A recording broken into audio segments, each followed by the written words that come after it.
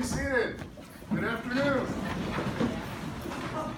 It's been a while since this room has been this full.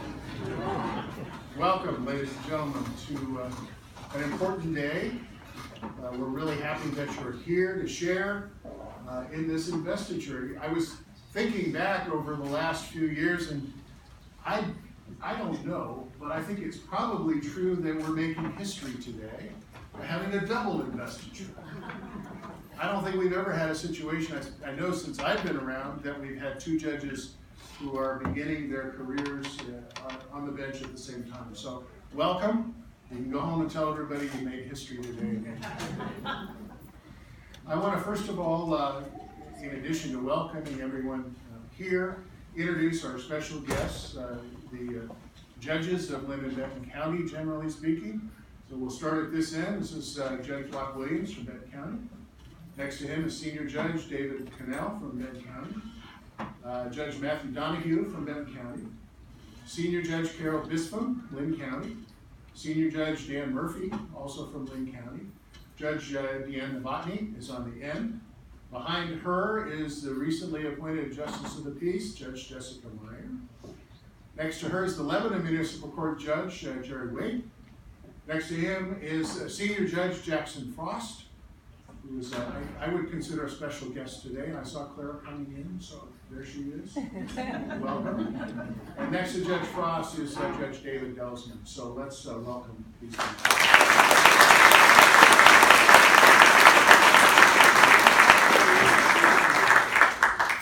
We've asked, or actually the Investitures, our new judges have asked folks to say some words about them and for them.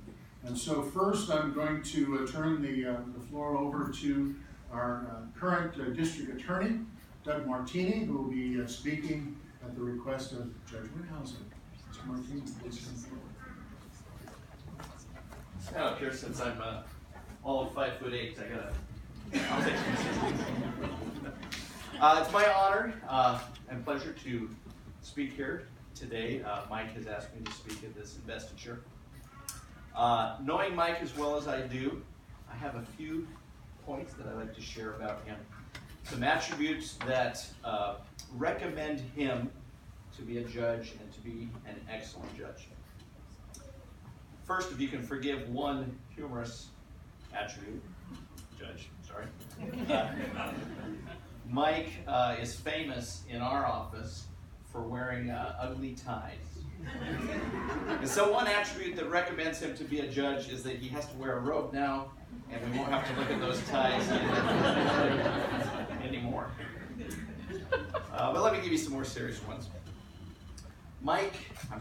Judge Wynhausen is the consummate team player. Whenever in our office, whenever someone was sick, whenever someone had a family emergency, an email will go out to the office asking for assistance. Can someone help cover this, hearing, or that? Mike was almost always the first person to step forward and pitch in. And he led in our office in a manner that has helped set up a very supportive environment. And we miss that, but that will serve our bench very well. And so that recommends him for the bench.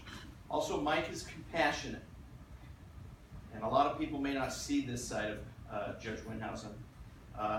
Hardly the job of a DA and a deputy DA is to be the neighborhood hard-nosed. But on a personal level, for those of us who know Mike, they know that he shows a lot of kindness and compassion.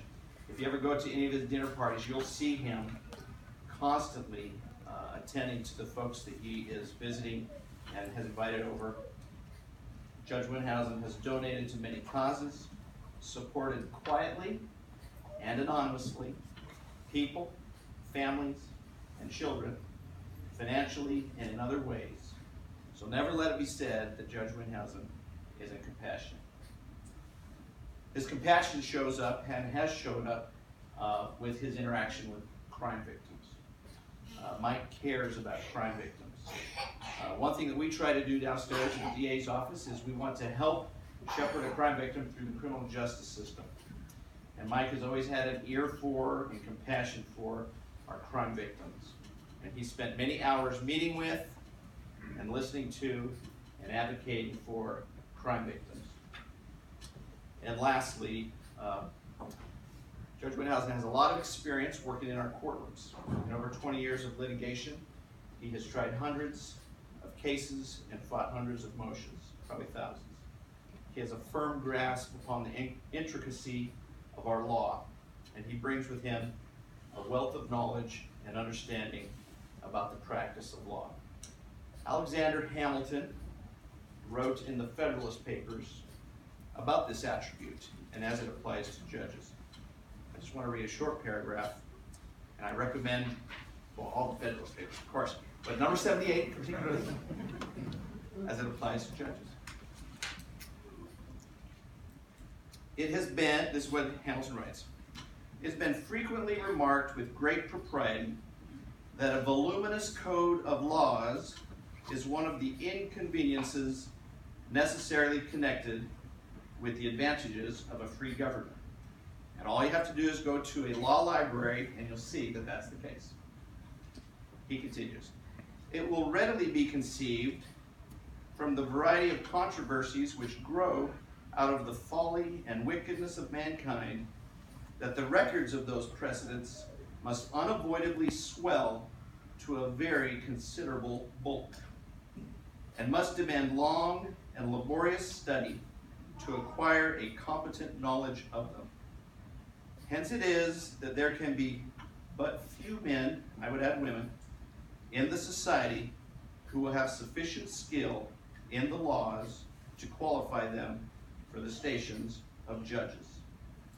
And then making the proper deductions for the ordinary depravity of human nature, the number must be still smaller for those who unite the requisite integrity with the requisite knowledge. And I would add, with the attributes that we've discussed here today, Judge Wynhausen has all of those. I've called him Mike. I apologize for calling Mike again today. I call him my friend, but it's now my honor to call him Judge. Congratulations.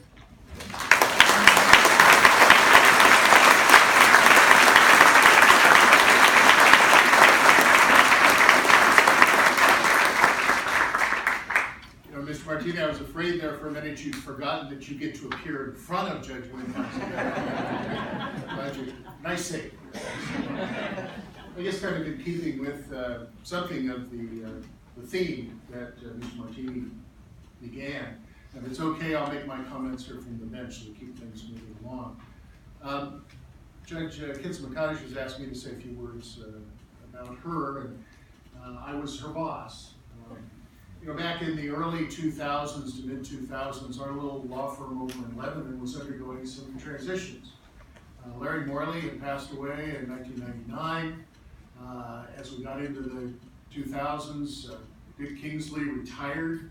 And for those of you who may remember Dick, when he retired, he retired. He quit totally. Bill Thomas was entering his mid-80s. We had lawyers kind of coming and going through transition, going out on their own. And so Bill and I decided that we really needed to go out and find somebody to help us continue the firm. But it had to be somebody who was kind of special, someone who had community values and family values and a desire to learn the law. And I don't know how it came about, but somebody introduced us to a lady by the name of Jessica Myers, sitting over here. Well, Jessie came in. She had a young family at the time, and as we talked, we were able to set up a situation where she could, with some flexibility, work with us, and she did, and did an excellent job, and we were just really proud with her performance and things, but we still needed somebody else new to kind of flesh things out. And so as we were beginning to look for someone else, Jessie said, I've got this friend from law school. And she's been working up in Sweet Home with John Whitwer, who at the time was kind of narrowing down his practice. And Jessie thought, well, maybe this person would like to come to work with us and maybe get a little broader perspective in the law. And so I said, well, yeah, let's go ahead and figure that out and see if we would get along with this person. So Jessie set up a lunch meeting up in Sweet Home, and we went up there, and that day I met Rachel Kittson-Maqatish. We had a very nice lunch, and as we exchanged ideas, it became really clear to me that Rachel is one of those people who continually strives to learn the law and to be better at what she is doing. She has an inquisitive mind. She has a broad compassion for people.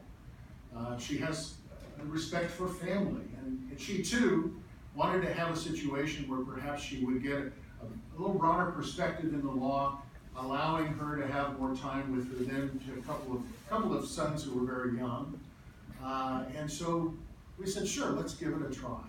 And things worked out really well, to the point where by the time I was elected in 2010, both of these young women were full-time associates with the firm, and we had some discussions about what direction the firm was going to go in case the election didn't turn out the way I wanted it to be. For me, it was fortunate it turned out that way. But both of them, they show a tenacity that was really important. I was this Lebanon city attorney by that time for some over 20 years, and I'd gotten a little weary of going to the municipal court, no offense intended, every Wednesday or every other Tuesday. And so I thought, well, I've got a couple of these young associates, and let's send them over and see what they can do. And neither of these women flinched. At the time, when we first started this arrangement, neither of them had a lot of court experience, but they jumped right in and they were fearless. I wasn't afraid to send them over there for anything. And that tenacity and that eagerness to learn the law, tempered with the compassion, some of which that Mr. Martini mentioned with Judge Wynhausen, came through. And so I have a lot of personal pride in the fact that two of the people that I hired have the positions that they have now. But more important is that it shows the talent that they have and the intelligence that they have. I have no question that Judge Kittson-Maqatish is going to be successful in his career. And frankly, with the way both of these people have begun their careers, I don't have any doubts with either one of them. They have both been eager to learn. They're not shy about asking questions. They have been here for a couple of weeks and dealing with issues. And I think I was quoted in the paper saying, we threw them into the deep end, and congratulations, you both can swim. So it's with great honor that we're here today, and we congratulate both of you in these new careers. We'll be supporting you, and look forward to years of working together. Thank you.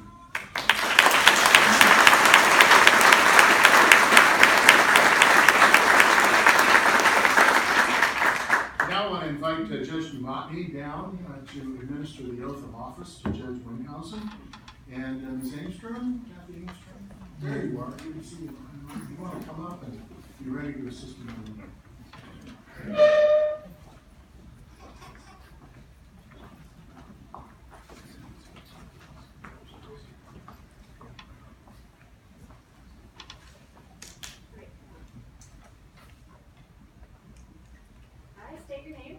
Should I raise my right hand first? I, Michael Wynhausen, Do solemnly swear or affirm do solemnly swear or affirm that I will support the Constitution that I will support the Constitution of the United States of the United States and the Constitution and the Constitution of the State of Oregon, of the State of Oregon, and that I will faithfully and that I will faithfully and impartially discharge and impartially discharge the duties of a judge the duties of a judge of the Circuit Court of the Circuit Court according to the best of my ability, according to the best of my ability, and that I will not accept and that I will not accept any other office except judicial offices during the term for which I have been elected. during the term for which I've been elected.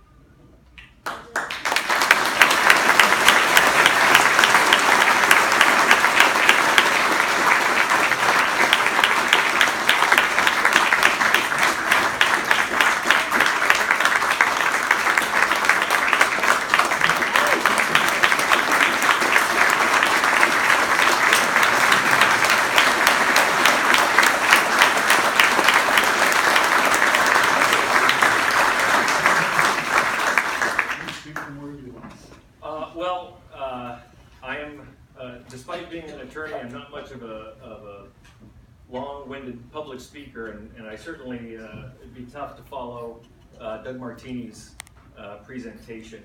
And so what I'd really like to say is just thank you. This last year was a long one. I've had a tremendous amount of support from many of the people in this room, my former coworkers, my family, and people all over the community. And I cannot express enough how much I appreciate that support and that help. And that includes Rachel, Kittson-Maqatish. You know, we started early on sort of working together. We were running in two separate races, and you know, I was able to get to know Rachel over the last year, and she is a tremendous individual. She's a hard worker. She is a person with great heart and compassion, and I think she's going to bring that to the bench, and I'm really looking forward to working with her. I'd like to thank a few people in particular. I'd like to thank my parents who are here. I appreciate the love and support that you've given me over the years. I want to thank Kimo McRae and Dana McRae and Hadley, who helped me throughout the campaign. Excuse me. And finally, and most of all, I'd like to thank Kathy Engstrom.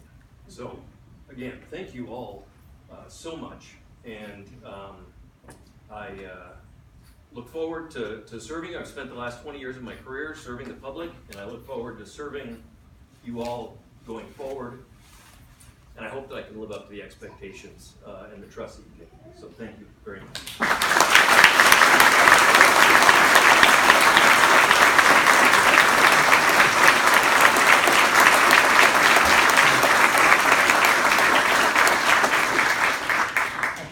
Notice that Judge Wynhausen is wearing a tie that's fairly plain. I see his dad sitting in the front pew, front bench. I'm kind of wondering, Mr. Wynhausen, did you give ties to him, or did he give ties to you? Now I invite Judge Murphy, Senior Judge Murphy, to come down and administer the oath to Judge Kittson-Maqatish, and assisting in the robing will be her mother, Ms. Kittson, and Larry Johnson. Please come forward.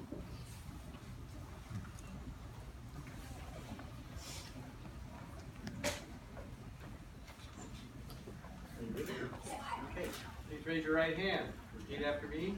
I, Rachel Kittson-Maqatish, I, Rachel Kittson-Maqatish, do solemnly swear do solemnly swear that I will support the Constitution of the United States that I will support the Constitution of the United States and the Constitution of the State of Oregon, and the Constitution of the State of Oregon, that I will faithfully and impartially discharge that I will faithfully and impartially discharge the duties of Judge of the Circuit Court the duties of the Judge of the Circuit Court according to the best of my ability, according to the best of my ability, and that I will not accept any other office and that I will not accept any other office except judicial offices except judicial offices during the term for which I have been elected. during the term for which I have been elected. Congratulations, Your Honor.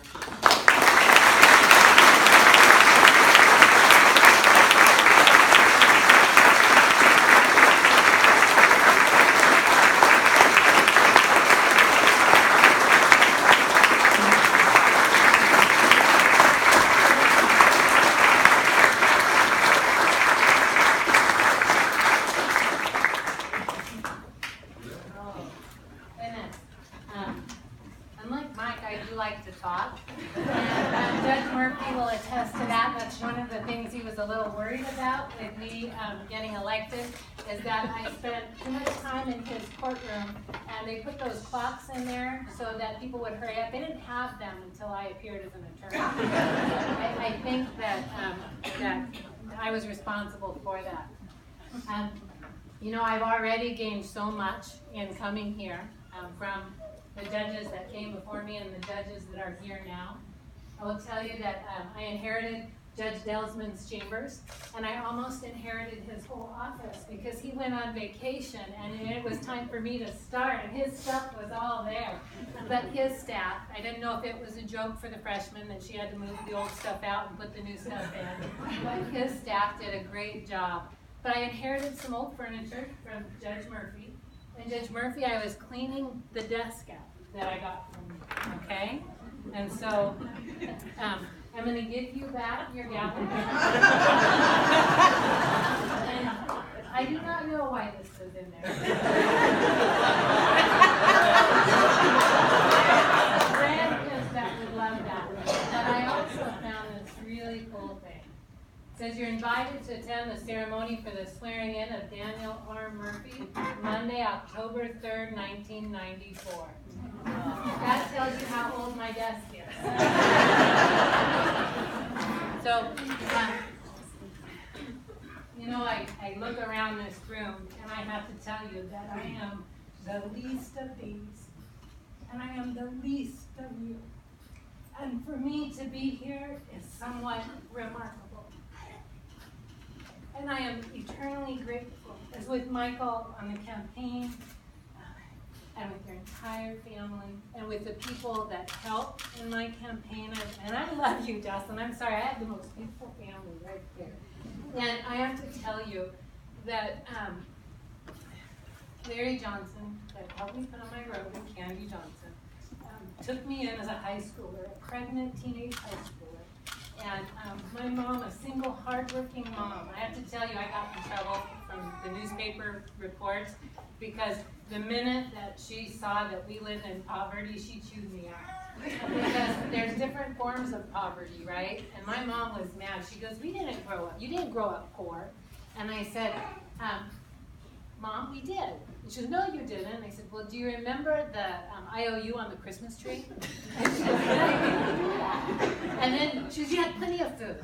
And I said, do you remember all those bean patties we used to eat? And she goes, you like bean patties. And then she said, you always had a roof over your head. And I said, do you remember the time that they came and foreclosed on the trailer home and you and Tommy had to live in a shed and I had to go live with friends?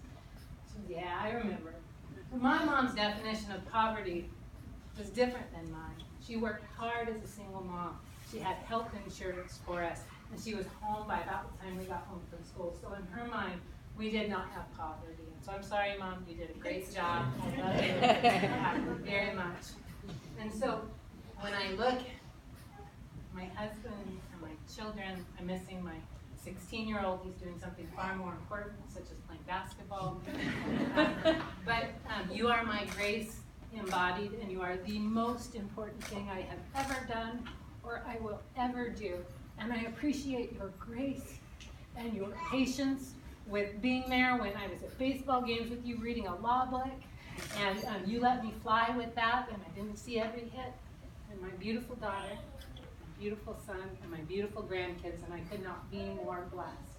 But it is for individuals like Judge McHill that gives people like Jesse and I an opportunity to balance our lives, to step forward. So I'm eternally grateful for that opportunity. But what my story tells you, I mean, I have a story upon stories about here.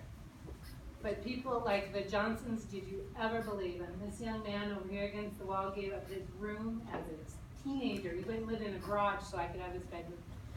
They did not know when I was that moody 17-year-old, and nor did she know when I was that stubborn 17-year-old, that I would ever be here. And the only reason that I am here is because people believed in me when I did not believe in myself. And they invested in me when I did not invest in myself.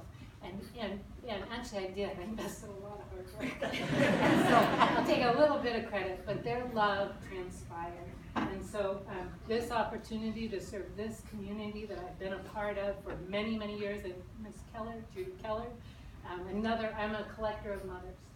And so if you are a mother and willing to give me wisdom, I will collect you. She is one of my mothers, and I am sure I have many, many other mothers in this room. So continue to be good people, and I have to tell you, the bar, and you are amazing people. You do hard work. You know, I didn't know what it was to be an attorney, and these people who come here every day and work so hard caring, we see people on the worst day of their life, and they help those people. These lawyers are good people that care immensely about our community. and they don't get enough praise for the work that they do. So thank you for this opportunity.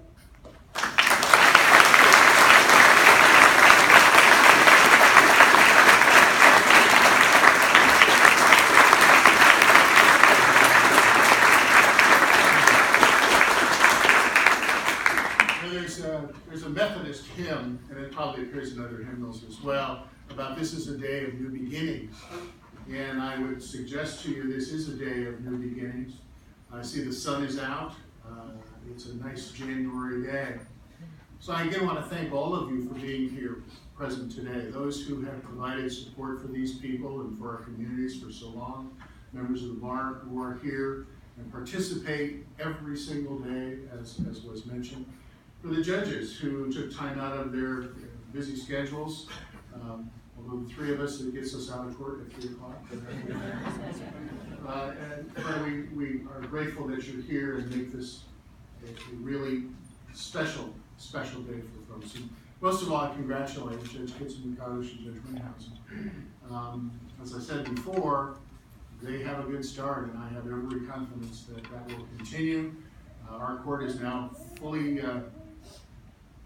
with our personnel. We're going to have a little more stability as things go on. They're going to make some mistakes, but these two are not. They're going to be the ones who, when they make a mistake, they're not going to make it a second time. And they work hard. So congratulations to both of you. And as good Methodists, we have food. So, thank you all for coming again. We'll dismiss you at this time. I understand the cupcakes are to die for, so see you out.